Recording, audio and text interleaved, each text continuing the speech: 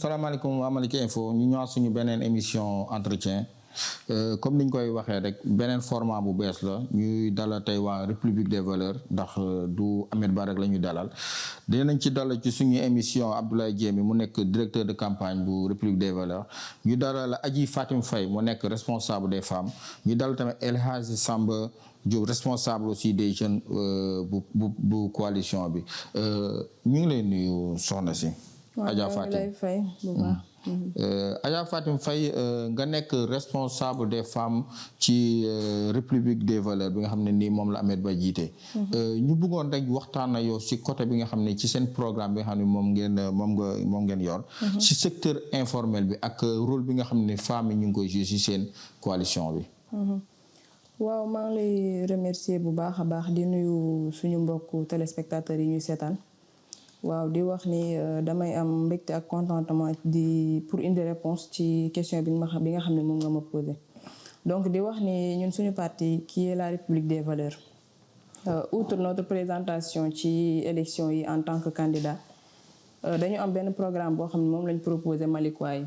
C'est un programme boo xam ne c'est aussi riche que varié et ça s'inscrit sur les 9 domaines de compétences yi nga xam ne moom lañ dénk collectivité territoriale à travers le CGCL ñu gën ko xam ci code général des collectivités territoriales.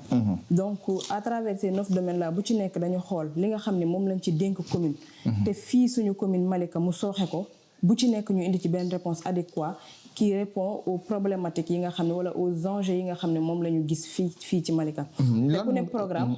lan moo sooxee ci li nga bëgg a wax lan moo sooxee ci Malika mairie bi nga xam ne moom moo fi nekk jamono ji lan nga gis moom moo ci soox ak yan apport ngeen ci bëgg indi tey jii yéen suñu leen falee ngeen nekk maire. waaw mën naa ne ci li ci sooxe c'est concerne plusieurs domaines comme ni ma la ko waxee sànq parce que bàyyiwuñu éducation. bàyyiwuñu santé bàyyiwuñu environnement bàyyiwuñu domaine. bàyyiwuñu li nga xam ne mooy sport li nga xam ni culture ba ci la religion. muy tourisme tout secteur boo laal rek gis nañ ne y a des manquements yoo xam ne tey jii nii suñu programme dafa am ay réponses yoo xam ne dañ ko apporter et ce sont des réponses yoo xam ne c'est adéquat et ça se conforme aux réalités yi nga xam ne moom lañ gis fii Malika te comme ni ma la ko waxee sànq ku ne programme ne financement. parce que programme aussi.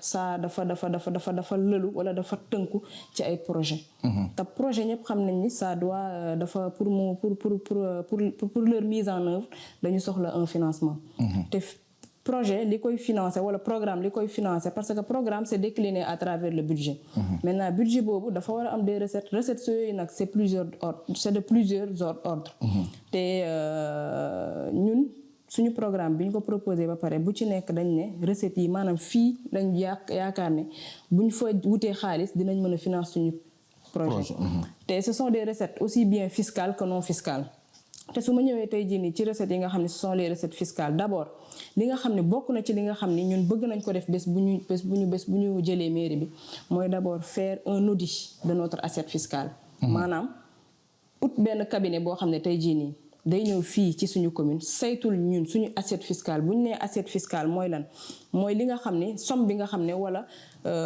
voilà montant bi nga xam ne ça sert de base au calcul du taux de l'impôt ou wala taxe maanaam activité bi nga xam ne képp koo xam ne da nga koy exercer da nga war a fay impôt te su ma jëlee exemple par exemple tey jii nii suñu panneaux publicitaires yi ñëpp xam nañ ni panneaux publicitaires yi leur implantation day permettre à la mairie de gagner de l'argent mais est-ce que à travers potentialité bi nga xam ne commune bi am na ko est-ce que ñi nga xam ne ñoo ngi utiliser panneaux publicitaires yooyu di fay est-ce que li ñu war a fay ñu ngi koy fay loolu c'est juste pour te donner un exemple pour wan la ne tey jii nii bu ñu jëlee mairie bi à travers les recettes fiscales danañ saytu wala danañ indi benn cabinet boo xam ne moo ñuy saytul fii ci Malika est-ce que ñun suñu li ñuy gagner ci recette fiscale est-ce que loolu lañ war a gagner wala waroon nañ gagner lu ko ëpp à travers bien sûr audit boobu nga xam ne moom la ñuy def donc loolu d'abord nekk na premier point bi nga xam ne dinañ ko def suñu jógee ci loolu dinañ sukkandiku ci l'audit de notre assiette fiscale pour savoir maintenant à l'avenir yan action la ñuy teg pour gagner encore plus de ressources fiscales. mais yow si domaine bi nga nekk muy domaine femmes yi nga xam ne yow yaay responsable des femmes bu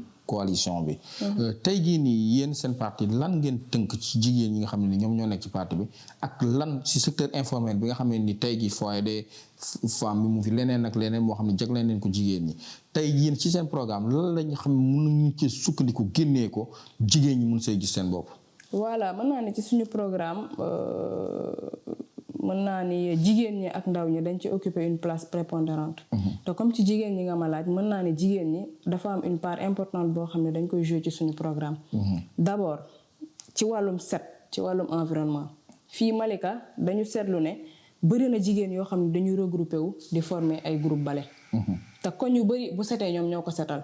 donc dañu jàpp ne tey jii nii ñooñu nga xam ni parce que mairie moom moo waroon déployer équipe boo xam ni moom mooy chargé wu de la propreté.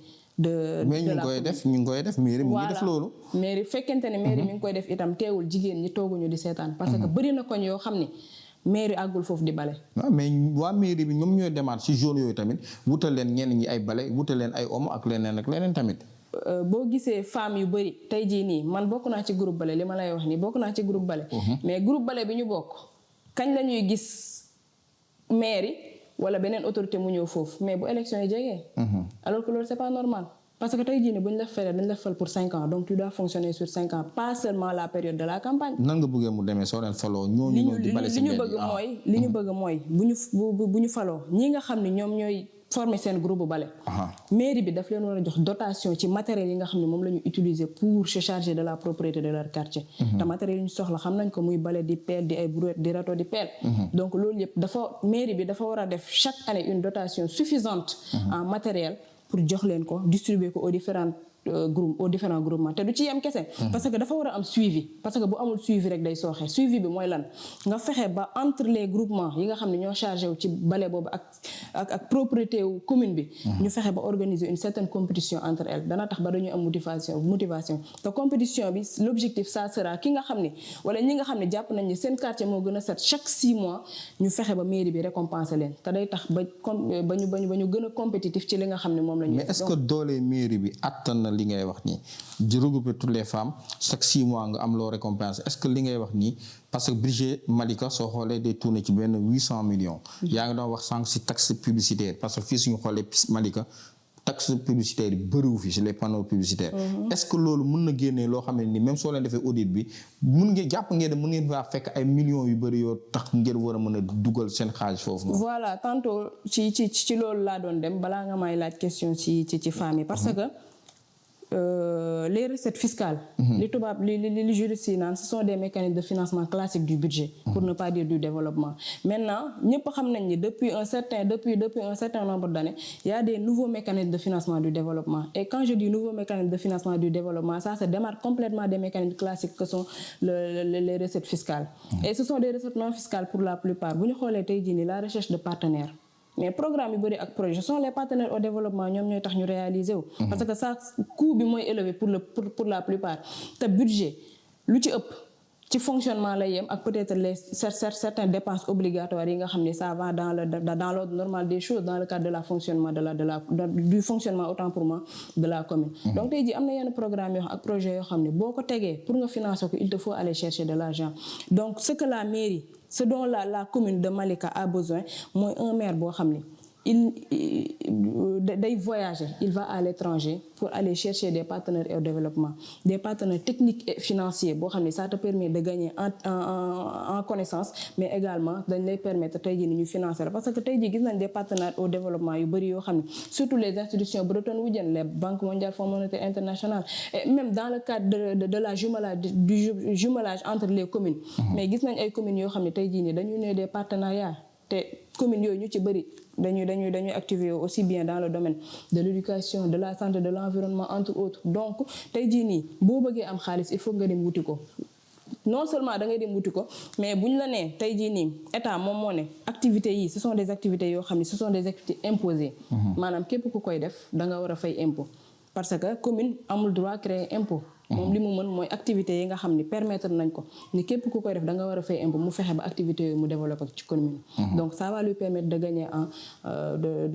gagner en recette fiscale te aussi ma ñëw surtout toujours aussi ci la recherche de recette mooy tey jii ni suñu domaine parce que commune amul domaine état rek moom moo am domaine Il n'y a que l'État qui dispose d'un domaine. C'est pourquoi on parle du domaine de l'État, qui est constitué du domaine public et du domaine privé. Nous avons le domaine de la commune.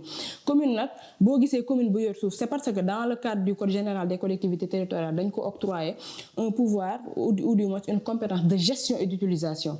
Et dans l'utilisation, maintenant, il peut procéder à l'exploitation du domaine. Exploitation, collective comme individuelle. Maintenant, l'exploitation, ça va lui permettre d'utiliser le domaine pour des fins pécuniaires, pour gagner de l'argent.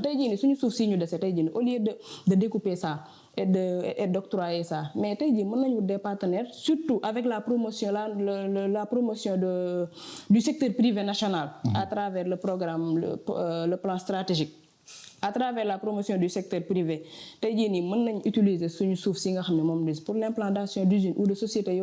Ça va nous permettre de gagner doublement. Parce que non seulement on va régler une partie de la problématique de l'emploi des jeunes, mais également ça va permettre à l'État de gagner des taxes et des redevances à travers. Et aussi, taxes et redevances, mais ça va nous permettre, dans le cadre de la responsabilité sociétale des entreprises ou des organisations, de vraiment gagner beaucoup.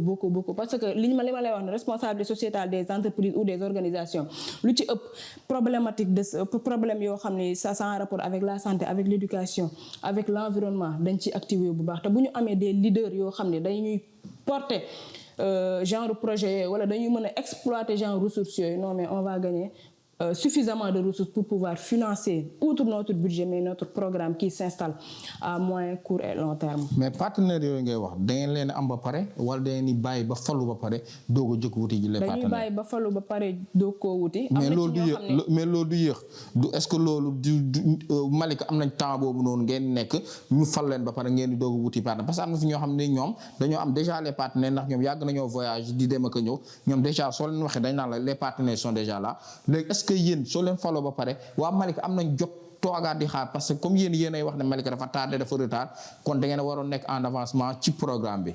boobu soo waxee loolu c'est comme si il n'y a que le maire qui va gérer qui va se charger de la gestion de la commune alors qu'il y a toute une équipe derrière le maire. Donc le maire il se charge de chercher des partenaires. Maintenant il y a une équipe derrière lui. Une équipe qui est constituée de plusieurs experts. Et dans plusieurs domaines, bien évidemment. Donc, parce que c'est tellement informel qu'on a l'impression que personne ne travaille. Alors que tel ne doit pas être le cas. Parce que mairie dafa wara am maire bu nekkul ci c'est pas parce que maire nekkul ci commune que du dox. Le maire quand il voyage pour aller chercher des partenaires mais il doit laisser derrière lui. mais loolu mu fi am loolu déjà mu fi am su génnee même su fekkee ne ki fi nekk voyage am bëriwul tamit mais am na ñoo xam ne moom su fi nekkul sax am na ñoo xam ne ñoom ñoo koy gérer mairie bi. En fait il y a une très grande différence entre figurer et gérer. Donc da nga jàpp ne ki fi nekk dafa figurer mais gérer wu. Voilà, il y a une très grande différence également entre un personnel et un capital humain. Nous, on ne mise pas seulement sur le personnel, mais sur le capital humain. Capital humain, on peut faire fonctionner l'administration. C'est pas pour rien que le président... Non, mais je dis... Il y a une très grande différence. Figurant. Ay figurant lañ donc da nga jàpp ñi fi nekk depuis 19 ans ay figurant nga leen mën a jàppee figurant lañ parce que c'est pas normal que nga nekk ci commune nga dugg ci biir commune bi ba génn doo xam sax fan nga war a jublu pour sa soxla faju benn wala nga ñëw soxla fa dara nga dugg fa ba génn te sa soxla du faju donc informel weesuwul loolu wala figurant weesuwul loolu donc il y a une très grande différence et nous on n'a pas fait le choix sur le clientélisme politique des postes communaux mais sur la valorisation du capital humain qui va nous permettre d'atteindre les objectifs de li ngeen faloogul moo tax ngeen di wax lii de mais soo leen faloo yéen tamit doon def même clientèle politique bi. Eh ben verra qui vivra. Ok donc ñu amoon mbégte doon waxtaan ak yow si benn partie ci émission bi. xam naa ne incha allah rabbi li ñu war a wax ak yow dafa yaatu trop. dañuy jël benn émission yow kese ñu jël la. ñu développer ci mbirum commune bi. parce que li ngay wax c'est très intéressant ñu mun ci développer. di la remercier si sa participation ci émission bi. Incha allah merci beaucoup.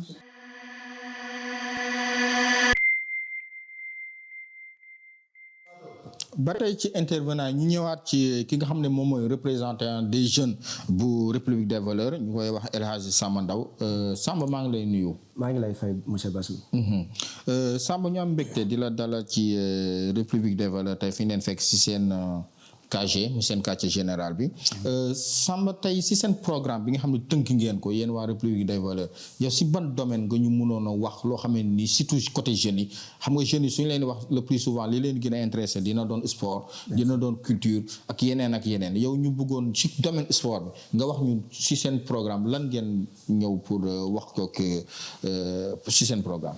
Voilà donc monsieur Bassou maa ngi lay nuyu bu baax a baax di am contentement bu baax aussi si invitation bi. Voilà donc avant tout aussi damay am fierté. ak mbégte bi nga xamante tey jii nii jàkkaarloog sama ancien professeur. toog ak moom di def émission. loolu fierté lay doon si man te aussi honneur la. Merci. Honneur la en même temps si moom. parce que formé nit ba mu mën a toog jàkkaarloog yow. je pense que ku ne loolu lay ñaan. donc ma mën a dugg tuuti si côté bi ngay waxee. parce que tey jii nii République des valeurs suñu ko waxee. dafa doon parti bi nga xamante ni ki ko jiite mooy Thierno Alassane Sall. jiital ki nga xam mooy suñu leader au niveau local. muy Mouhamed Abdoulaye Ba. ñu nekk fii mu doon nit koo xam dafa am vision dans tous les domaines. parce que tey jii nii da nga tudd sànq. yenn domaines yi nga xamante ni sport. culture et environnement. te sooy xool code des collectivités territoriales daf ñoo may 9 domaines. waaye tey jii man en tant que responsable des jeunes. dafa am foo xam foofu laa war a dugg mooy si wàllum culture. si wàllum sport. ak si wàllum environnement. voilà ñu dem donc juste pour ma mën a dugg fi nga xamante ni mooy wàllum sport. parce que sooy xool tey jii nii Malika toll na fi nga xamante ni dañ ko war di bàyyi xel si côté sport. mooy wàllum nawetaan di wàllum championnat et tout. tey jii nii ñu nekk si commune bi nga xamante ni infrastructure yaa ngi fi. lépp a ngi fi. mouvement nawetaan yi ASC yi. toll si benn niveau bi nga xamante tey jii maanaam suñ li ñuy naan dëkk. mënut a ko nekk si benn stade dafay màgg. gars yi doon jot subvention lu toll si ay 250 000. tey jii nii République des valeurs ak Mouhamed Abdoulaye Ba. ñu ne pourquoi pas bés bu ñu jëlee mairie bi. ñu subvention yi ñu mën ko yéegal à 500 000 francs. zone bi nga xamante ni mu ngi jot 700 et quelques mille. ñu ne dañ koy yéegal ba nga xam ne moom mooy 1 million. te loolu dafay doon li nga xam dafay dooleel équipe yi. dooleel zone. ba nga xam tey jii nii dina am foo xam dinañ fa mën a taxawee. ba au niveau départemental au niveau régional. ñu fay mën a dégg équipe yi nga xamante ni moo jógee Malika dem représenté. représenté Malika. mais Samba dañuy taxaw foofu tuuti rek ci sport bi nga xam nga tey nii am seen leader. moom moo nekk président jaune bu Malika. mais suñu xoolee tey jii nii nawetaanu Malika suñ ciy wax dëgg yàlla lajj lañ ciy gis instant jamono ju ñu toll nii ndax gis nañ ne ba fu ñu toll nii nawetaan mënuñu sax football benn quart de finale mu am ay lëj-lëj yoo xam ne ni tey jii nii jàpp nga ne ki nga xam ne nii jox nañ ko mu war a mën a gérer nawetaan yi doxalu ko suñ ko joxee mairie bi côté boobu li ngay wax ci subvention ni jàpp nga ne war na ko mën a doxal. voilà donc foofu dama siy kontaan bu baax xamal tax. parce que tey jii nii dafa ñëw fekk zone bi toll foo xamante ni mënu ko dépasser. ASC yi tolloon benn niveau bi nga xamante ni daanuñ sentir seen bopp. parce que dañ daan gis président zone bu ñëw ànd ak staffam. dañ daan tegle benn équipe mu tegle 3 ans di ko jël. mais sooy xool si mandaam 4 ans yi amul benn ASC bi nga xamante ni dañ koy favoriser. muy li ñu naan l'éthique maam day tolloole équipe yi képp lu équipe bu mu dëkk ma jël exemple équipe bu mu dëkk muy Pastef.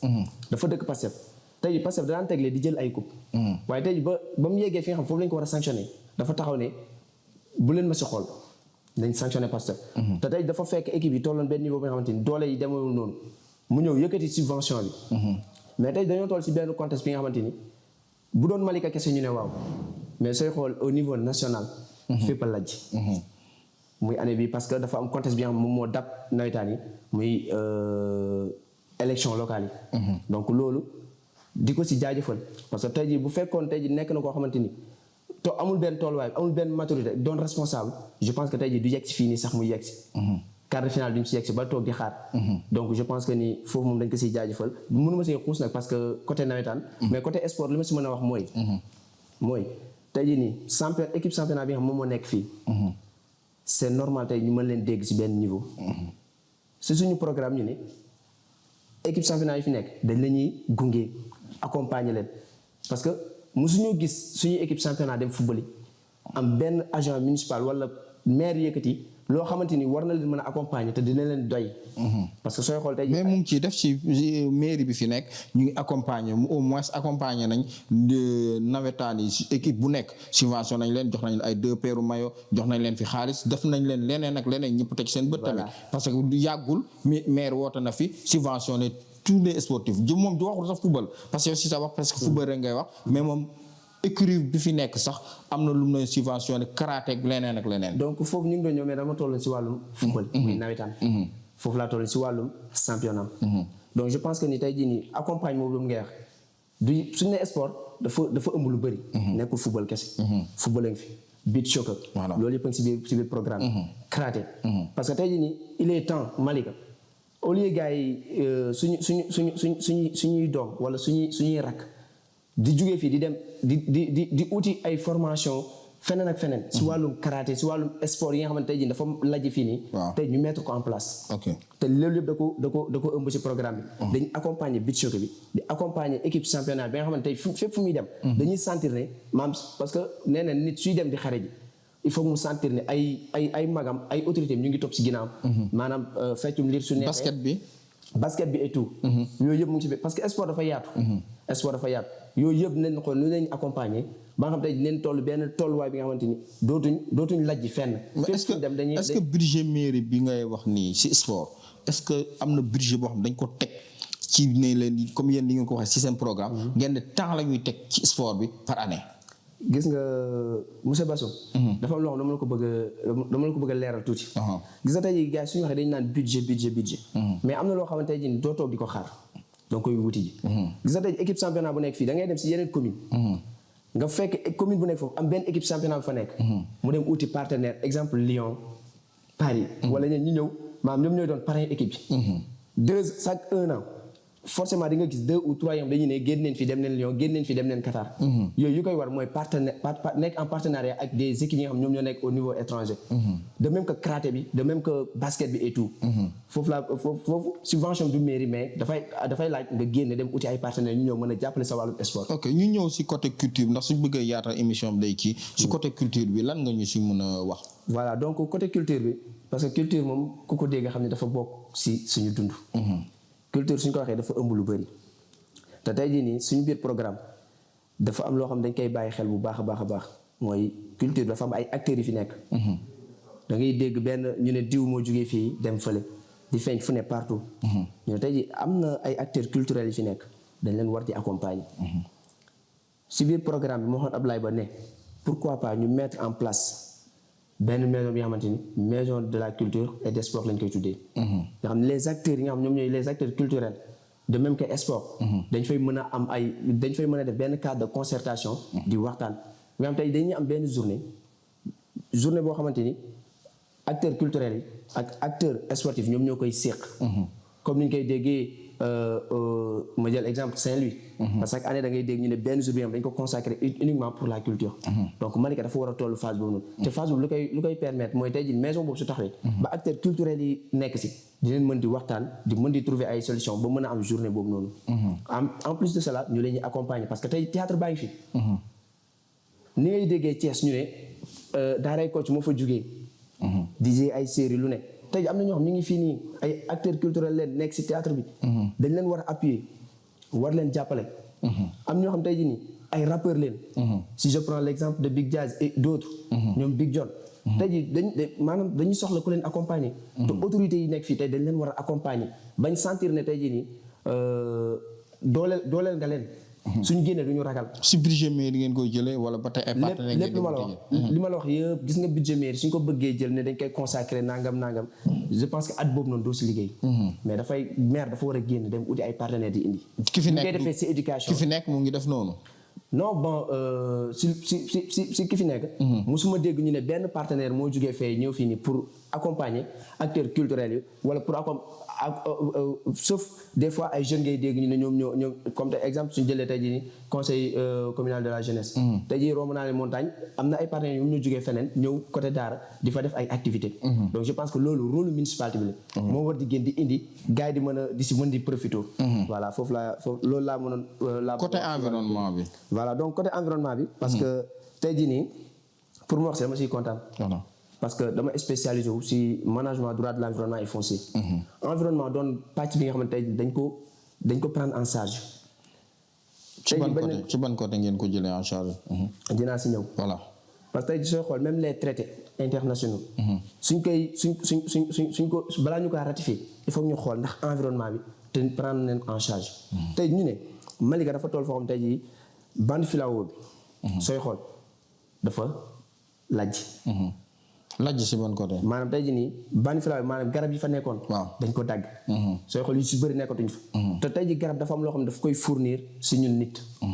donc ñu ne dinañ defaat réfectionner li nga xamante ni moom mooy bande filao yi def ay reboisement. te reboisement moom ñu ngi koy gën a jagleel mooy la jeunesse. les femmes. parce que yi association jeunesse association des jeunes mu ngi fi association des femmes mu ngi fi.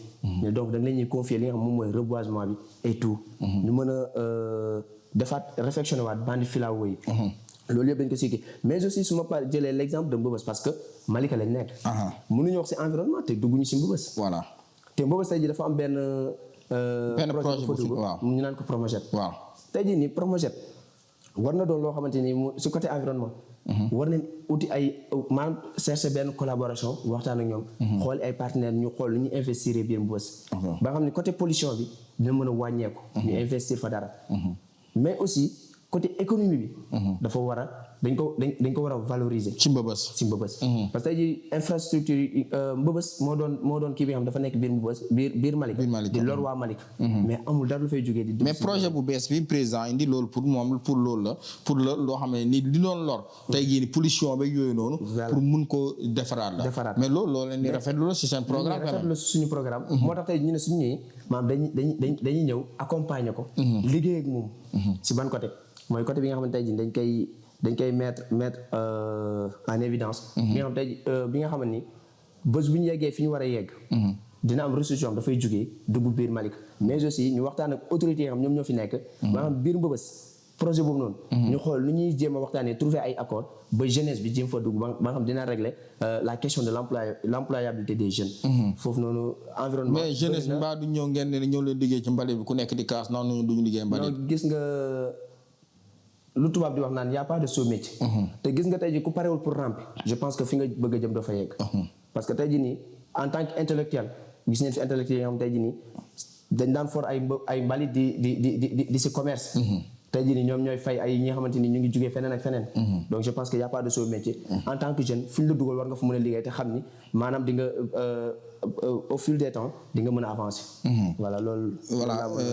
voilà mun ñu doon dalal si partie bii nii El Hadji Samba Ndao doon wax moom si côté éducation côté culture sport ak environnement Samba mbégte la woon doon waxtaan ak yow si seen programme nga xam ne yow yaa ngi République des valeurs. xam naa ne dinañ gën a yaatal si kii parce que ku nekk si yéen pàcc bi nga xam ne su ci bëggee wax mun na def benn émission.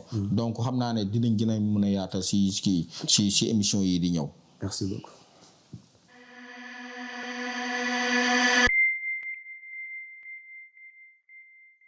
ba tey ci continuité émission bi may dalal Abdoulaye Diémé mu nekk directeur campagne bu République des valeurs Diémé maa ngi lay nuyu. maa ngi lay fay Bassoum. Diémé tey ñu bëggoon rek waxtaan si yow mi xam ne yaa nekk République des valeurs ñu waxtaan si stratégie campagne bi. merci Bassoum question bu ma neex la. donc ñun RV au-delà ñoom programme dañoo am benn stratégie bu claire. stratégie boo xamante ni dañ koy teg ci yoon parce que campagne quoi qu'on puisse dire stratégie la donc man en tant que directeur de campagne de la République des valeurs bi nga xamante ni Mouhamadou Abdoulaye Ba mooy candidat bi. donc suñu stratégie mu ngi basé wu di dem waxtaan ak askan wi. waxtaan ak ñoom xool seen jafe-jafe loolu sax dañ ko def laata sax ñuy wax élection. parce que balaa ngay dem ci élection quand même il faut nga motivation la motivation mooy lan mooy tax nga dem bokk ci élection yi. dem saytu jafe-jafe askan wi. tënk ko ba xam ne askan wi li la ñuy dund. loolu kañ ngeen ko def loolu. loolu def nañ ko yàgg na parce que déjà ñun Malika lañ juddoo. ay ñaata weer. Malika lañ juddoo. Malika lañ màggee Malika lañ defee lépp presque. donc amat ñi muy àndal ñëpp presque Malika lañ xam donc on a une maîtrise parfaite de la commune. donc xam nañ commune bi quand même jafe-jafe yu ñu dund ak fi nga xamante ne. non nan ngeen ko defee seen stratégie de kii boobu nag ngay wax ni parce que fekkee li ngay wax ni beesu fi mooy proximité bi nga xam ne ñëpp ñu ngi koy def. lan lu bees ngeen ci yokk loo xam ne ni war ngeen fee mën a toog naan ñun lu bees la ñuy indee yooyu noonu. xam nga au-delà ñu dëkk ci commune bi. xam li fi ne. quand même Malika yaatu na. dem nañ ci ñëpp presque ci toutes les couches sociales. dem nañ wax ak jeunes yi. dem nañ wax ak femmes yi. dem nañ wax ak suñu papa yi. xool li nga xamante ne ku ci nekk ak fi nga nekk.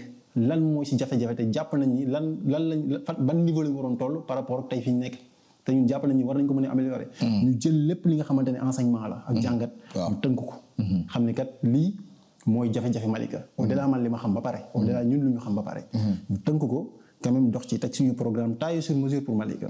di ko doxal. lan mooy jafe-jafe waa Malika pour yow mi nga toog ni instant bii nii soo ñu doon wax ne waa Malika lii moo nekk seen jafe-jafe lan nga ñu si war a mën a gën a wax. jafe-jafe Malika bari na. parce que bu ñu ko doon wax fii duñ fi jógee. voilà déjà xam nga sur les 9 domaines de compétences transférés aux collectivités locales.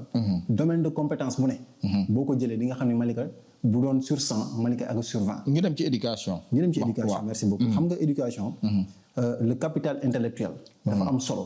ci réew dafa am solo ci gox. dëkk bi nga xamante ne du investir sur le capital intellectuel. dëkk la boo xamante ne amul avenir.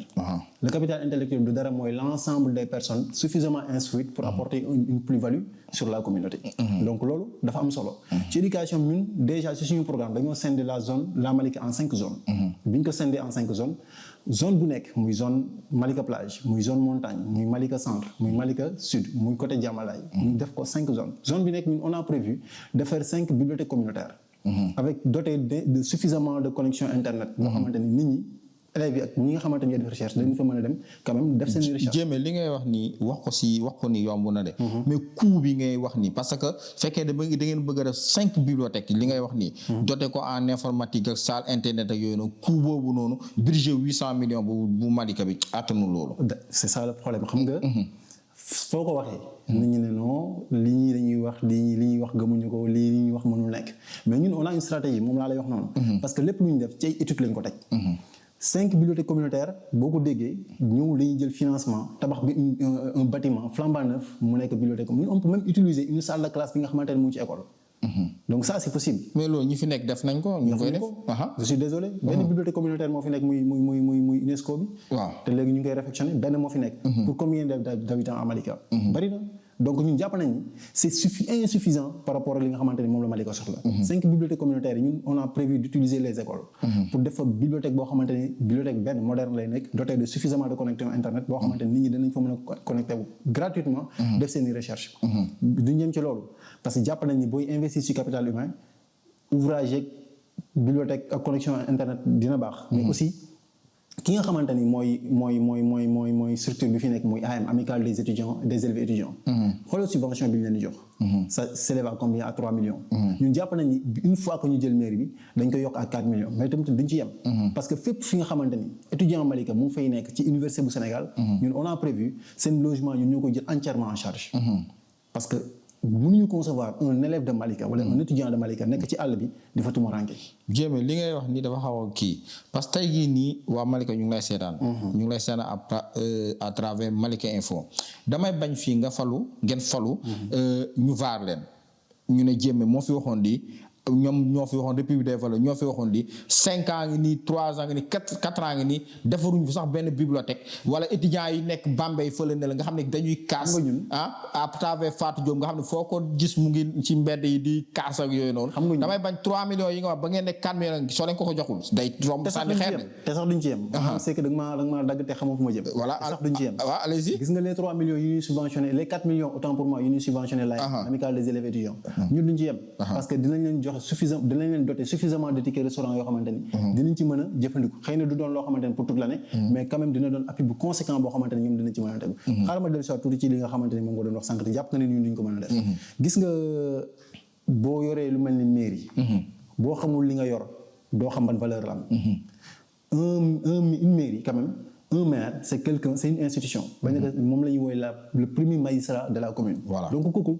possibilité yu mu am pour wuti ay ressources pour mën a financer son projet bu ko xamul kooku il n'est pas maire parce que dafa yem rek ci fonds de dotation ak fonds de concours te loolu mënul yor mairie mooy li nga doon wax sànq muy budget bi 800 millions effectivement budget bi 800 millions mënu yor commune mais ñun on a prévu d'aller chercher des ressources ailleurs des partenariats public privé mu ngi fi dañ koy wuti prévoir nañ quand même élever suñu assiette fiscale de telle sorte suñu recette fiscale de telle sorte que dinañ mën a am beneen retombée boo xamante ne day dugg ci suñu budget mën a financer suñu projet donc loolu ñun limité wuñu rek ci budget communal bi pour mën a bëgg a yóbbu Malika point A jëlee ko point B ok ci éducation ba tey suñuy wax Malika ñaari CEM moo fi nekk effectivement ak lycée boo xam ne nii ba tey génnagu ci terre yéen soo leen ñëwee même su fekkee ne maire Talla Gadiaga nee na loolu moom pare na ba pare xëy na Demba Ka partenaire am bu mag bi nga xam ne mu ngi fii dafa commencé def UNESCO bi nee na mënta warandoo ñaar su paree UNESCO bi si lycée bi lay jublu yéen soo leen ñëwee lan ngeen mën a yokk à travers Malika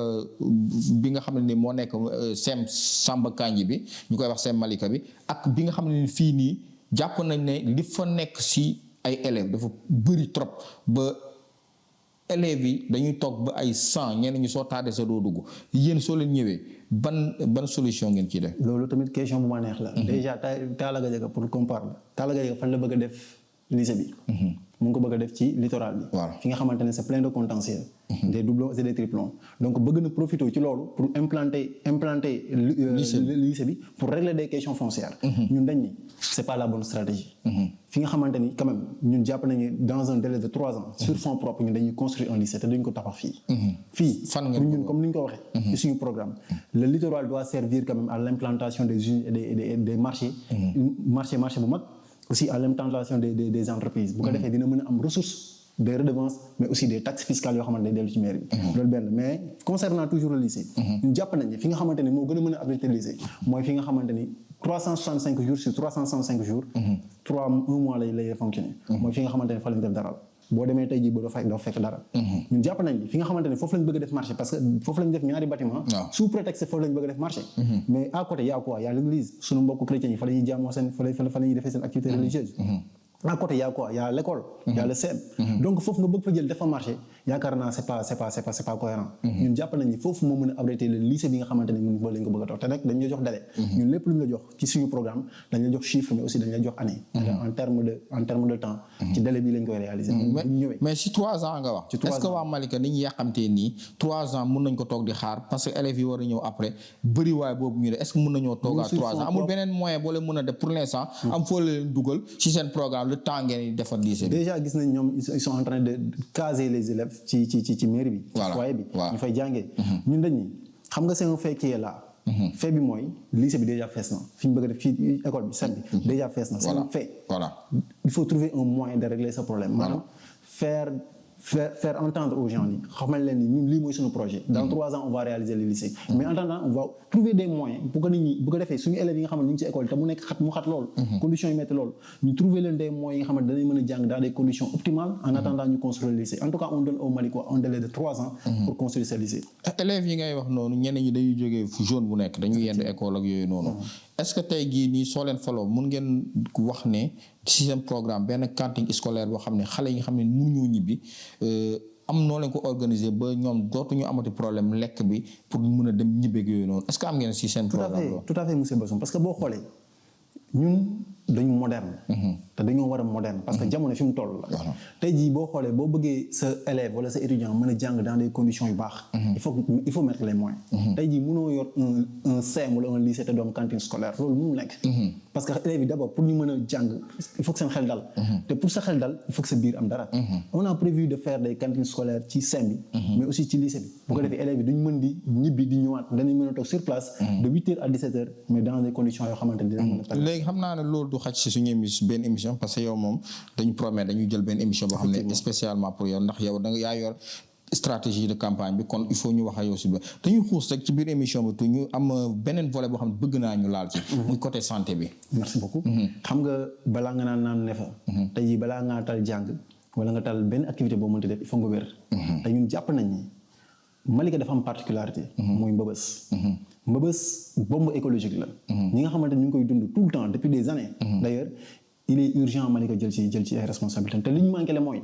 manqué wu ñu des moyens mais on manque de un leader capable de porter la. mais loolu est-ce que jàppoon ne projet bi président de la République teg loolu après c'est 2-3 ans su fekkee ne lim usine boobu am na.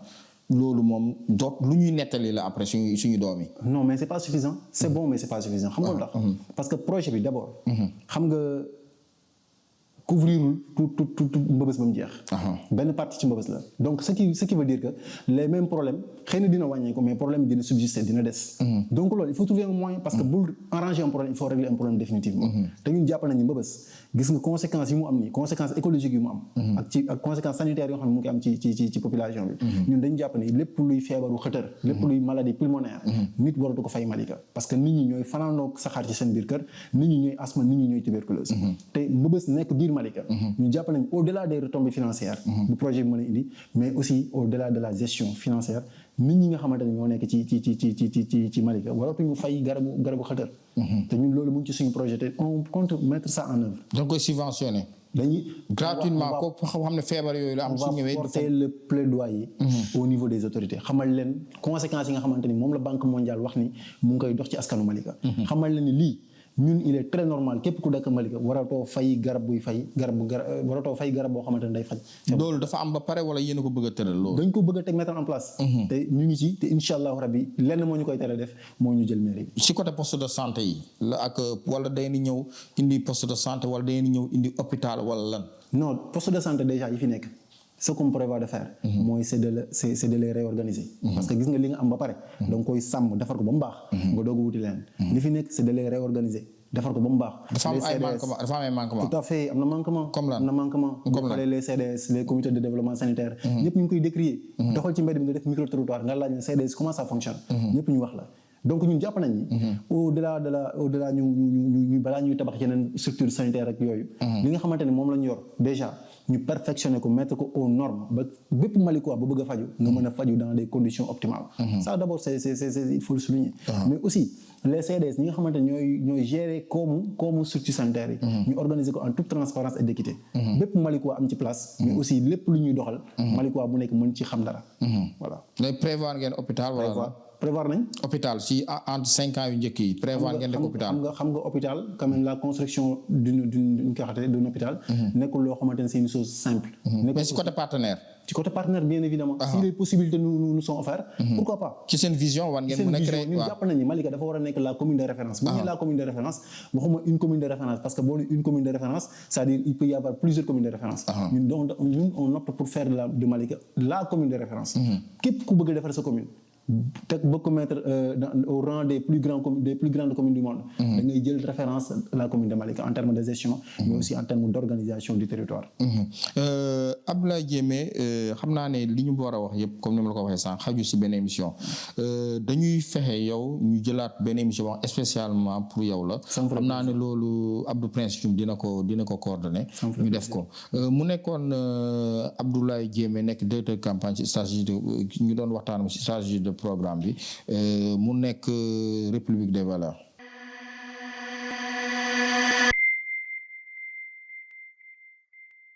li ci côté politique bi nga gérer République des valeurs bu Malika tey jii nga nekk fi représenté fi Thierno Alassane Sall ci seen programme bi nga xam ne nii tey jii moom ngeen war a dérouler waa Malika soo leen yàlla defee ngeen gagné le 23. côté yëpp am na ñoo xam ne si sa ñi fi doon wax nañ ci côté éducation côté santé côté leneen ak yeneen. yow tey jii nii su ma bëggoon rek nga ëmbal ma tuuti programme bi nga résumer ma programme bi. ci côté yi nga xam ne nii war nga ci mën a wax lan nga may wax. su ma la doon résumer suñu programme. mën na jël journée. dinaa ko tënk. voilà déjà suñu programme ñu ngi ko tënk ci 9 domaines de compétences yoo xam ne état moo ko saytu def ko ci benn lu ñuy wax le code des collectivités locales. jox ko communes yi ne lii mooy seen sañ-sañ ci seen biir gox.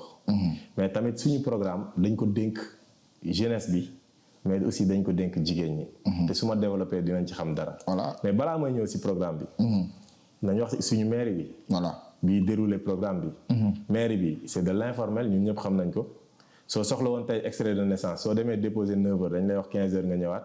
mais loolu du mairie yëpp la ma daf mel loolu si mairie yëpp. bàyyil ma ñëw rek dinaa la jox solution yi. kon mairie yëpp informel la bu dee mairie yëpp noonu la ñuy fonctionner. parce que mairie yëpp boo fi dem loolu lañ lay wax ah. bu dee mairie yëpp nga dem 15 heures nga ñëwaat 15 heures. bu dee mairie yëpp noonu la ñuy fonctionner mairie yëpp kon ci informel lañ nekk.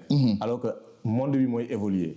suñu nee nouvelle technologie. est-ce que nekkul vérification xool extrait bi xool conformité mooy indi jël temps ba muy ñu naan la demal ngoon. est-ce que seetlu yéen seen bopp est-ce que seetlu dem ngeen def constat bi xool lan moo tax ñu naan la ñëwal soo déposé 9 heures ñu naan la ñëwal 15 heures parce que comme Sénégal dafa bëri ñu am problème papier yooyu noonu est-ce que nekk pour jël seen temps vérifier moo tax ñuy wax loolu tamit. yow Bassoum soo may 1 minute. allez-y Ahmed ma wax la solution bi. voilà allez-y Ahmed compliqué wul. waaw li ngay wax noonu solution bi compliqué wul. ñun dañu ne suñu ñëwee dañuy réorganiser mairie bi.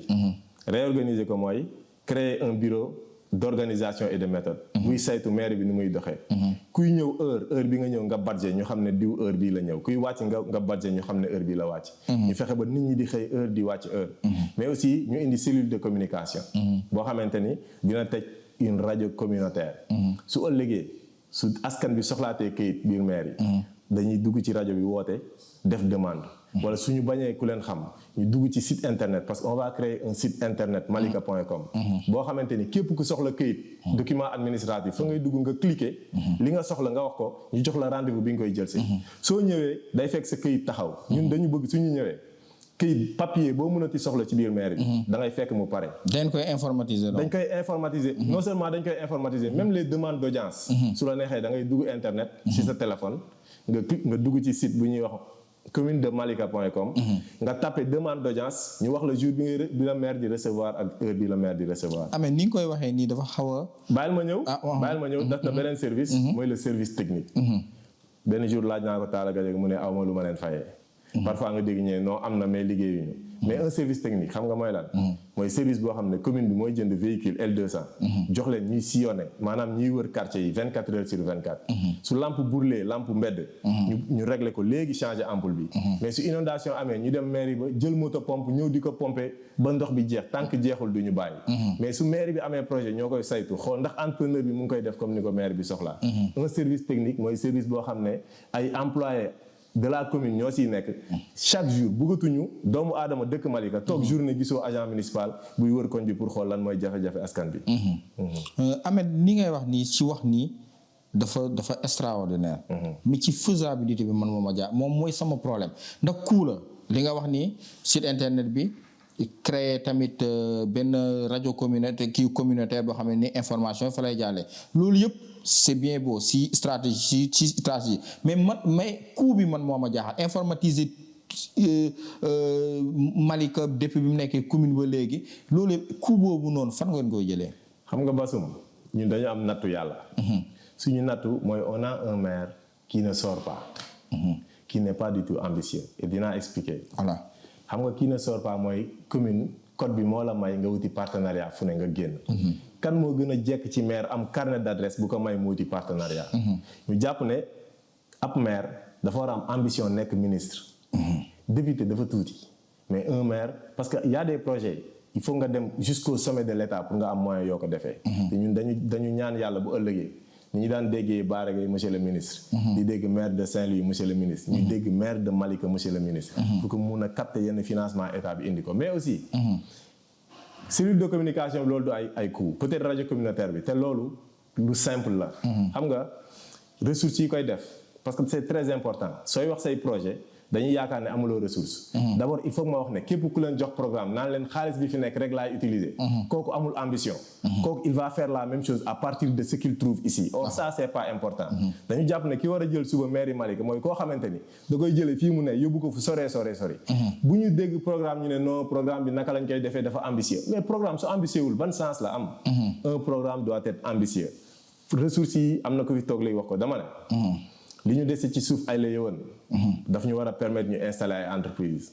ñu gagner ci ay emploi des jeunes mais ñu gagner ci ay recettes municipales. mais aussi suñu ñëwee ñun dans notre programme nous avons dit au départ dañuy jël benn cabinet mu defal ñu l'audit de notre assiette fiscale. mooy lan mooy xool bépp taxe municipale buy dugg ci keesu mairie bi. est-ce que c'est pas sous-évalué est-ce que waruñu am lu ko gën dinañu mën a wax ne lii ngeen am en termes de recette fiscale mais lii mooy seen ay potentialité mun ngeen ko jëlee fii yóbbu ko ba fële. ñu mën a yokk suñuy système parce que deux choses moo am. d'abord nga étudier nga xam ne li ngay am ci taxe par rapport ak li waroon exister dafa néew nga yokk ko. mais aussi nga créer environnement mooy nga yokk assiette fiscale bi. ni nga koy yokkee mooy nga indi ay entreprise mais mooy nga installer ay panneaux publicitaires parce que def nañ benn étude. moi j'ai travaillé avec le responsable des taxes publicitaires bu mairie de Dakar. il nous a dit gis nga tali bii rek ak VDN 3 bi en termes de tableau panneau publicitaire. on peut gagner énormément d'argent. donc ñun am nañu xarañte parce que ay financiers lañu ay économistes lañu. am nañ xarañte bu ñu may ñu yokk taxe fiscale yi. mais aussi am nañu xarañte bu ñu may ñu assainir environnement bi pour que maire bi mën a am ay ressources. ma wax la ne ñun. service technique bi ma la wax. su weesoo loolu wax naa ci organisation maire bi. dafa am lu ñuy wax chaque jour te ñenn ñi gëmuñu ko. mooy nous avons dit Malika dañ ko diviser en 5 zones. Zone centre, zone croisement, zone arrêt 75, zone Malika sur mer, zone montagne.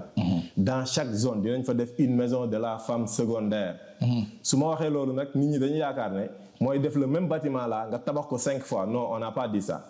On a dit des maisons de la femme secondaire mooy ay antennes. On peut même utiliser mën nañu sax utiliser ay bâtiments yoo xam ne ñu ngi fi mais li am solo mooy fexe ba di regrouper femmes montagne yi si benn fenn place boo xamante ni dañuy bénéficier même avantage yu maison de la femme di am en termes de formation. su formation dugatee ñu séddale ko ci juróomi zone yi. mais su financement dugatee pour les femmes ñu séddale ko ci juróomi zone yi loolu moo ci am solo. ci éducation. voilà parce que nag soo bëggee defar Malika te même tey boo tegee Malika ci raay bi. ëllëg suñuy doom ñooy màgg ñoo ko war a continuer. kon il faut que ñu saytu naka la ñu war a jàngalee suñuy doom. ñun jàpp nañu ne 5 zones yu ma la wax. si chaque zone dafa war a am une bibliothèque communale mën na am sax ci ay école lañ koy installer mais l'essentiel mooy ñu xam ne au-delà de UNESCO bi fi nekk te amul sax ay livres yu doy te mi ngi chantier. dañu war a defaat yeneen 5 bibliothèques communales yu am lépp luy ouvrage au programme mais lu am aussi internet gratuit pour nos enfants. mais aussi dañu jàpp ne dafa jot mairie bi dimbal bii muy def nii ku ne mu jox la saako soble ak 5000 francs saako soble 5000 francs dafa am lu ko gën. xam nga ban dimbal ko gën.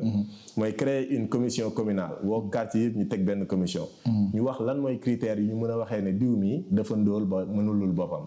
ñu teg critères yi ñu enquêter ñu saytu ñan ci Malika ñoo am jafe-jafe inscrire seen ay doom école. ñu jël leen recenser seen ay doom def leen ci fichier. chaque année li fi xew mooy école bu ubbee nit ñi dañuy dem di renfali ci mairie bi di ñaan dimbal ñu si bari dinañ ñaan dimbal kenn du leen may pour ñu inscrire seen doom non ñun si suñu programme dañu ne su école ubbeetee commune bi mooy dem ba ci école yi jox leen des listes ne leen élèves yii ñu leen jox liste yii commune bi moo leen di inscrire seeni waajur jarul ñuy dem mairie parce que mairie bi mooy dem directement si école bi mu inscrire xale yi sans pour autant seeni papa wala seen ay yaay ñëw ci mairie bi ñun ñu jàpp ne dafa jot parce que nag mbëbës Malika ngay gis ay élèves yi jàng 2 at 3 at xëy suba gont mbëbës parce que seen ay waajur amuñu lu ñu leen gérer ñun dañu jàpp ne bibliothèque yooyu ñu wax ak ouvrage yi ñuy jox école yi bëggatuñu xale élève buy jàngee Malika ñu koy louer livre pour que à la fin du mois muy fay wala à la fin de l'année noonu ko bëgg a gérer non chaque année commune bi dafa war a jënd dotation en livre mu distribuer ko nos établissements scolaires pour que ñu mun a aal suñuy doom ay livre bëggatuñu Malika nit di fi louer livre mais bëggatuñu sur le plan de l'environnement Malika doomu aadama di fi fay mbalit à la fin du mois 2000 francs wala 1500 pour sa mbalit dem fan la loolu am Malika la am man quartier bi ma dëkk chaque mois ñëpp ay fay 1500 francs parce que ay charrette ñooy ñëw jël si mbalit yi alors que on est à moins de 300 mètres de Mbëbës les gens qui sont à Liberté 6 ñu nekk Fann Hock ñu nekk Almadies non ils sont à plus de 30 kilomètres de Mbëbës du ñu fay 1 franc pour seen mbalit ñëw Mbëbës naka la ñu mën a imaginer nit ku dëkk Malika nga xamante ne on est à moins d'1 kilomètre de Mbëbës ngay fay 2000 francs ou 1500 par mois pour sa mbalit dem loolu dafay jeex ñun suñu jëlee mais li nga wax ni est-ce que information bi mairie am na ko parce que ñoom dañ jàpp ne UCG mu ngi def liggéey boobu noonu te UCG partenaire la donc moom moo war a def liggéey ñoom du seen nekkul ñoom ñoo war a jël mbalit information boobu su ko mairie amul mooy ñoom mérité wu ñu nekk maire loolu mooy ils sont très loin de la population naka ngay nekkee ci gox Malika ni mu tuutee yow mënoo yëg ne nit ñi dañuy fay seen mbalit pour mu dem loolu moom non yaakaaruma loolu dal na Talla Gadiaga te même su fekkee ne xam na ko jéemul wut solution pendant 20 ans na wut solution ci loolu ñun dañu ne suñu ñëwee suñu première année insha allahu rabbi nit dootul fay Malika pour sa mbalit tuuri ji Mbëbës nan ngeen di def li ñuy def mooy dañu ne ci programme bi dañuy installer ay unités de récupération et de tri benn moo fi am fii Malika te c'est une unité sauvage moo nekk cité Sonatel ñaari kees lañ fa teg mbalit bi fu ne lay jaxasoo ñun dañu ne 5 unités de récupération la ñuy def ci 5 zones yi ma wax sànq bu ci nekk di nga fa gis ay agents municipaux 2 mbaa 3 yoo xamante ni kuy ñëw ñoo lay dogaale jël sa mbalit tuur ko trier ko ci kees yi ñu fa teg en attendant camions yi di ñëw mais su jaree sax commune bi ut ay charrette wala boog louer signer ay partenariat ak ñoo xamante ni ñoo yor charrette bi di jëli mbalit bi commune bi di fay sax commune bi daf ko war a def mais jaaduwul askan bi di fay pour seen mbalit tuuru ji li nga may wax nii dafa kii trop mais man samay problème fu muy nekk foofu li ngeen di wax man su ma koy calculer si coût bi ay xaalis bu bëri la te su fekkee ne tey gii ni mairie Malika ñoom dañ ne budget bi 800 millions la moo tax mënuñu see def la parce que déjà ñoom li ñuy dimbali ci social rek kenn mënu ko wax donc ak poste de santé côté éducation leneen ak leneen ñoom dañuy si li ñuy wax yéen ay partenaires ngeen di dem wuti ji wala doone ma si 800 millions yi ngeen di tirer pour def la sinon kon doon naroo fay say agent gis nga sooy wax xam nga li tax may ree parce que su dee li nga wax moo am loolu mooy ñi gérer suñu mairie bi amuñu xam-xam déjà dama lay corriger tuuti ci 800 millions yi 800 millions yi c'est un budget prévisionnel maanaam xayma budget la mais du budget ça n'a rien à voir ak réalisation yi voilà le budget réalisé à Malika ne fait pas 800 millions mais si budget prévisionnel bi ñoom si li ñuy prévisionnel dañ ne 800 millions waaw loolu laa la xam nga Malika balaa année bi di dugg day am budget bu ñuy voté voilà budget bi ñuy voté nag mooy li ñu xayma yaakaar ko voilà loolu mooy 800 millions dama dolli la dara ci 800 millions yi xam nga budget Malika budget estimatif wala prévisionnel bu Malika xam nga lan moo ko yóbbu 800 millions frais de bornage yi nit ñi di fay 250 000 par parcelle yi ñuy fay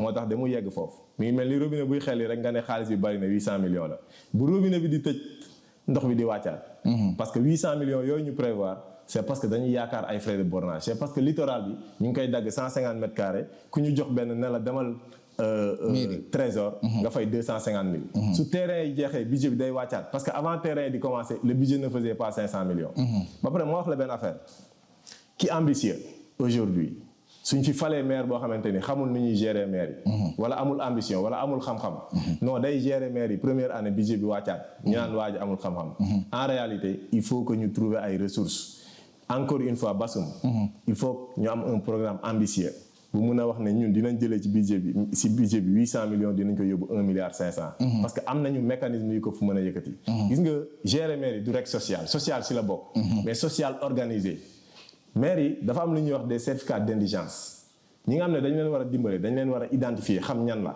inscrire leen jox leen kayit boobu wane ne ñoom ñooy yelloo ndimbal mais ñu leen di jox officiellement ñu bañ leen bàyyi ñi ñëw di yalwaan si mbéy bi yalwaan laa ko mën a tuddee parce que soo mënee rang ci maire yi un jour amoo ko faj sa soxla nga ñëwaat le lendemain amoo ko faj sa soxla à la limite da ngay toroxal askan bi te ñun jàpp nañ ne loolu dafa war a dañ li ñu war a def ci social bi mooy fexe ba identifier ñan ñoo koy yellool bindal leen ay certificat d'indigence bu jox social jotee doo leen joxe parloo seeni partenaire seeni waay seeni xarit seeni ñi nga xam ne ñoom ñoo nekk république des valeurs comme ni ngeen koy waxee ne mairie bi noonu lay demee nekkul da ngeen di jox waa Malika mais pas ñi ngeen faral donc super gis nga ñun loolu ngay wax amuñu yéeneem te ñaanuñu yàlla mu ñuy dal parce que nag am na ay affaires yoo xam ne yàlla def na ñun maîtriser guñ loolu xamaguñ sax yooyu. comme koor ñëw wala tabaski ñëw ngeen jël suukaru koor jox ko ñi nga xam ne yéen ñoom rek ngeen nekk bàyyi beneen population yoo xam ne ñoom ñoo ko gën a soxla. waaw mais il faut nga d'accord benn affaire Bassoum. xam nga nee naa la. il faut ñu identifier ñan ñoo soxla ndimbal. suñ leen xamee ba pare. mais suñ ndimbal ñëwatee ñooñu la ñu war a dimbal. ñi ñëwul nag te soxla ndimbal ñoom nan la ñuy def. déggoo li ma la wax. c'est-à-dire wóor ñi nga xam ne ñoo soxla ndimbal di ñoom ñooy ñëw. commune bi mooy def enquête wër biir quartier yi. identifier ñan ñoo soxla ndimbal. loolu nee naa la ñun li ñu xaw a gêné tuuti ci maire bi ni muy doxee. mooy nit ñi dañuy tout le temps ñu ngi fees ci biir maire bi di wut ndimbal. c'est parce que commune bi moo demul vers ñoom. dama lay wax benn affaire ñun ci suñu programme on a dit suñu toogee information dootuñu xaar individu buy jógee fa mu jógee di ñëw di ko wut si. ku nekk sa kër ngay toog nga xam li xew ci maire bi suba ba ngoon jot. léegi ñu continuer rek si tey jii si seen programme li ngay wax noonu yaatu na trop. mais suñu bëggee xuus day kii xam naa ne balaa élection di ñëw foog ñu am. séance boo xam ne dañuy wax ci programme bi. nga xam ne ni beneen format la léegi dañu bëggoon ñëw rek yaa ngi wax ci éducation ma bëggoon ci xuus tuuti rek si côté école yi nga xam ne maa ngi ko doon posé sànq sa gars yi. école yi lycée yi nga xam ne ñoom ñoo CEM yi nga xam ne ñoom ñoo fi nekk ñaari CEM ñoom ñoo fi nekk mais gis nañ ne CEM Malika Plage bi dafa bëri élèves bëri trop ba nit ñi dañuy togg 100 et quelques personnes tey jii nii si seen programme jaakaaroon ne war ngeen mën a créer benn lycée boo xam ne ni élèves yi dinañ mën a toog maintenant nekk à l'aise Bassoum kii wax na ko léegi ñun wax nañu ne lycée bi fee lañ koy yóbbu voilà cité Sonatel déjà loolu moo nekk si suñu programme parce que li tardé lycée de Malika mooy fañ ko yóbbu c'est une forêt classée. mais aussi gis nga CM yi déjà ñun double flux dañ koy bañ. ak benn classe boo xam ne ça fait 100 personnes loolu c'est à bannir à Malika. su jaree commune bi di yokk ay classes. tu vas encore me parler de ressources. voilà mais su jaree commune bi dans chaque CM. mu yokk fa ay classes pour que élèves yi mun a am vraiment ay classes yu nekk ci norme. loolu commune bi daf ko war a def. ñu jàpp ne dafa jot amicale des élèves et étudiants am na ko wax sànq. ne 4 millions la mais yemul rek ci 4 millions. parce que li ñu bind ñun suñu programme. mooy étudiant Malika ak foo mënti nekk ci université yi nekk biir Sénégal. commune bi moo war a jël sa logement. cérémonie de remise de récompense. yu amicale des élèves et étudiants di def chaque année di récompenser l'élite les élèves les plus méritants. loolu charge yëpp commune bi moo ko war a jël. parce que nag commune bi moo war a encourager la perfection. te ñu jàpp ne commune bi dafa war a aujourd'hui fexe ba li ñu wax sànq di voyager. di dem bitim réew di jëli ay bourses di ko wuti nag ci commune bu ne ci dëkk bu ne pour mën chaque année dans notre programme nous avons dit chaque année dinañ fexe ba ñuy afficher ci buntu commune bi ay liste pour wax ne am nañu tant de bourses bu jógee France am nañu tant de bourses bu nangam am nañu tant parce que mën naa nekk te suñu étudiant nag dañu war a jàngi Europe. te loolu commune bi moo war a jël initiative yooyu ma jàpp ne. ci côté environnement. voilà reboisement bi ñu ngi ko nar a dénk ASC yi ak jigéen ñi mais aussi set bi. maanaam le cadre de vie. setal quartier yi xam nga Malika moo am benn affaire bu rëy te nit ñi xamuñu ko. mooy Malika moo am ay groupe de femmes yu jóg jël seen initiative xaaruñu ci kenn ut seen i bale ak seen matériel bopp di bale quartier yi. mais maire bi mën na sukkandiku ci loolu ñun nous avons dit chaque année suñu voté budget ba pare commune bi mooy jënd dotation matériel bu jigéen ñi di soxla yépp mu wër l'ensemble des groupements de balai mu jox leen ay dotation ci matériel yi ñu soxla. mais aussi service technique bi ma wax sànq mooy wër chaque 6 mois quartier yi xool bu gën a set. woo ñi ko setal récompenser leen def cérémonie bu mag ñëpp xam ne 6 mois yii ñu weesu. quartier Médina Malika moo gën a set ci Malika. ñu récompenser leen ñëpp teg ci seen bët. wala 6 mois yii ñu weesu Malika centre moo gën a set ci Malika. ñu woo leen ñu récompenser leen ñëpp teg ci seen bët. côté santé Ameth waaw. côté santé. xam nga déjà il faut ñu xam ne Malika. ñaar wala ñetti structure de santé publique dafa néew. donc ñun ci suñu programme nous avons dit 5 zones yu ñu wax bu ci nekk war na am structure de santé. donc dinañ xool zones yi amul ñu yokk ci te ñaar lañ ci prévoir yokk ci mais ñu jàpp ne. Malika suñu natt mooy Mbëbës moo ñuy lor. mais nag ci suñu programme ñun dañ jàpp Mbëbës comme avantage. avantage bi mooy li ñu soxla ñun mooy un maire bu am charisme. mën a dem jusqu'au sommet de l'État. défendre les intérêts de Malika te mooy lan. dem xamal réew mi ne leen su amee dëkkwaay bu Mbëbës di lor waa Malika la. donc su 100 francs génnee Mbëbës 80 francs yi Malika la war a dugg. parce que nag ñun jàpp nañ ne wér gi yaramu Malika yi. Mbëbës moo ko war a financer. mais ñun jàpp nañu ne jaaduwul maladie ku am asthme ku am tuberculose wala maladie pulmonaire ci biir Malika. ngay faj médicament bu lay faj. donc nous avons dit ngay fay médicament bu lay faj. nous avons dit que commune bi moom mooy wuti ay moyens. mais fexe ba Mbëbës di dugal ci Malika koom-koom bu mun a faj askanu Malika. ñu jàpp ne aussi toujours ci wàllum environnement. ñun war nañu reconstituer la bande des filaos. entre VDN 3 bi ak géej gi. te loolu jeunesse bi ak ASC yi lañ ko fas yéene dénk. ci seen programme prévoir ngeen def fi hôpital wala. xam nga hôpital dimension wu département la. ñu jàpp ne dafa am lu bees lu xew. mooy Kër Massar est un département te Malika bokk ci Kër Massar. donc ñun. bëgg nañu taxawaay bu doy bu ëllëgee. infrastructure buy amati Kër Massar ñu fexe ba Malika ëppale ci. parce que nag Malika dafa yaatu. Malika li fi nekk léegi bis bu dëkkuwaayu littoral bi yokkoo. jàpp naa ne Kër Massar su ko ëppee li mu koy ëppee du baax. moo tax woon ngeen ci prévoir hôpital nag à vrai dire. incha allah gis nga. wax nañ ko sànq dama ne li ñu dese ci patrimoine déjà wax nañ ñun ci suñ programme. ne par rapport ak domaine bi suñu ñëwee dinañ wut cabinet bu ñu defal audit. du domaine pour ñu xam. fan la suufu Malika toll pour ñu mun a informer askan bi yépp ne leen suuf si fii la toll lii moo ci nekk lii moo ci des. mais aussi ñu mun a protéger borom tool yi. parce que lii am solo mooy daf ci am benn partie boo xam ne bokkul ci forêt classée boo xam ne ay borom tool ñoo ko moom. te ñun suñu devoir la ñu protéger leen ñi jot seen këyit ñu xool su këyit bi dëgërul ñu wutal leen këyit bu gën a dëgër. mais ñi nga xam ne seen tool nar nañ ko nasaxal ñu fexe ba ñu jotaat seen tool. mais ñu fexe dëgg-dëgg li des ci suuf si. ñu jox ko Malika jox ko entreprise yi mais fexe ba ñu teg fa ay structures yoo xam ne dinañ mën a jël nit ñi ñu liggéey. mais aussi dinañ mën a yokk koom-koomu Malika. ñu jàpp ne ci côté aménagement du territoire. bu weesoo quartier yi bees ci Malika. yeneen quartier yëpp amul lotissement. jàpp nañu ne bu ñu ñëwee dinañ wut ku ñu defal étude pour defal ñu un bon plan d'aménagement. li des ci suuf si bu weesoo li ñuy jox entreprise yi ak industrie yi. ñu xool ñaka lañ fay délocaliser pour ñu mun a tracer waat suñuy mbedd pour que tali karo yi nga xamante ni commune yëpp am nañ ci ba mu des Malika. wala lu néew lañ ci am. ñu mun a kaas nag suñuy droit tali yi dugg ci biir quartier yi. ñun jàpp nañ ne Malika quartier yëpp tali karo dafa war a dugg. te loolu bokk na ci suñu ay priorité. Ahmed émission bi. suñ ci bëggee yaatal programme bi du ci xaj. xam naa ne dañuy jël programme spécial boo xam ne ni dañu war a mën a wax ci programme bi kese. kii benn façon la woon rek ni ngeen ko bëggee woon benn format boo xam ne yéen nii ngeen ko bëggee woon. moo tax sax ñu gis Abdoulaye Diémé wax Aji Fatim Faye wax El Hadj Samba Ndaw wax donc ci format boobu lañ doon kii. dañ xam naa ne dañuy jox te rendez-vous suñu téléspectateurs yi nga xam ne ñu ngi seetaan. ci beneen émission entre boo xam ne dañuy gën a yaatal ci programme bi. su ma lay wax rek dama naan la ce mot de la fin. waaw mot de la fin bi. mooy dinaa wax en 1 minute rek. soññaat jeunesse bi ak jigéen ñi. Malika li koy defar mooy une jeunesse ambitieuse. bëgg nañu soññ jeunesse bi ñu xam ne dafa jot suñu jeunesse jël suñuy responsabilité am ay ambition. doomu aadama bu la yàlla mayee dund may la wér waroo utal sa bopp ay limites. mais ñu jàpp ne aussi bu ëllëgee commune bi war na di organiser ay conférences communales. woo daara yépp alxuraan yi nekk Malika. ñu jox seeni ndongo ñu réciter alxuraan commune bi jox leen ay neexal. mais jàpp nañ ne chaque année commune bi war na jël ay dotation matelas ak ay dotation habillement distribuer ko suñuy daara. mais aussi war na subventionner jumaa yi ak jàkka yi surtout nag fay seen courant ak seen ndox. mais église bi aussi subventionner leen fay seen courant ak seen ay ndox. jàpp nañu ne suñuy handicapé war nañu wut benn centre boo xamante ni fa lañ leen di suivre fa lañ leen di jàngalee. parce que nag ñoom it ci askan bi la ñu bokk. ñun jàpp nañu ne.